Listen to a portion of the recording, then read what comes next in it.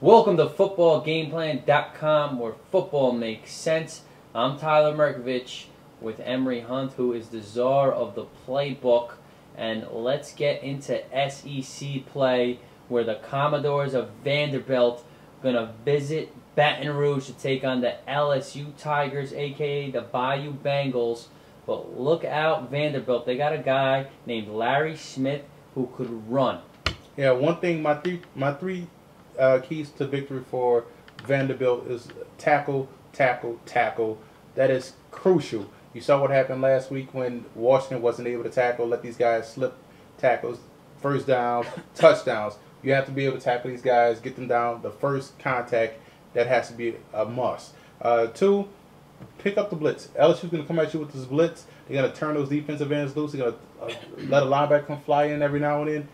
Pick that up, and you should have some success to throw down the field. Also, number three, use that strong running game that you used last weekend against Western Carolina. I know that doesn't compare, but you rushed for 433 yards last week. That is a really good number. Two running backs went over 100 yards. That's the key for Vanderbilt. Get that running game to help quarterback Larry Smith develop that play action.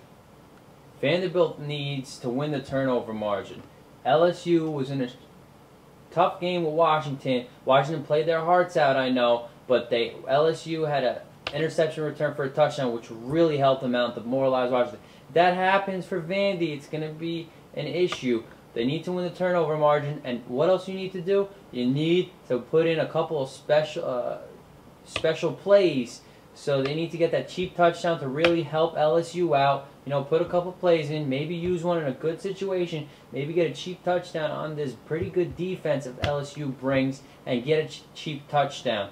What do you think LSU needs to do to avoid this big upset? And number one on my list for LSU's keys to victory is to take your shots deep. Vanderbilt's secondary is going to take a step back because of the loss of DJ Moore, who's now with the Chicago Bears. So you have opportunities to take your shots deep with this team. Number two, keep that balance up. LSU showed real good balance against Washington with Jordan Jefferson, 11-19, 3 touchdowns, and the running game with Scott and Williams and those two good receivers they have out on the flanks.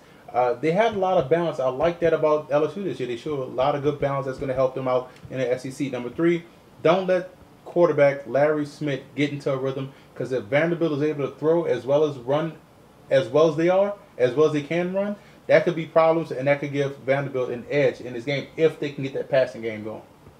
Well, Vanderbilt traditionally plays great early in the year. You know, it's hard to get depth into a program like that, which calls for a lot of academics, and earlier in the year is when Vanderbilt is dangerous.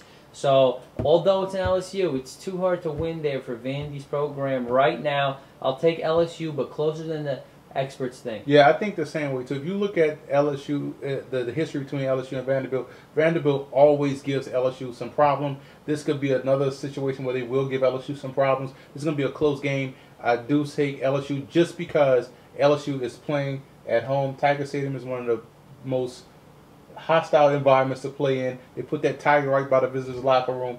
They scared the living bejesus out of the opposing team. So they're going to play ruthless at home.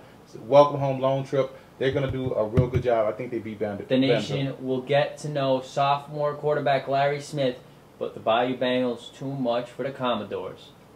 For more college football previews, visit footballgameplan.com/NCAA.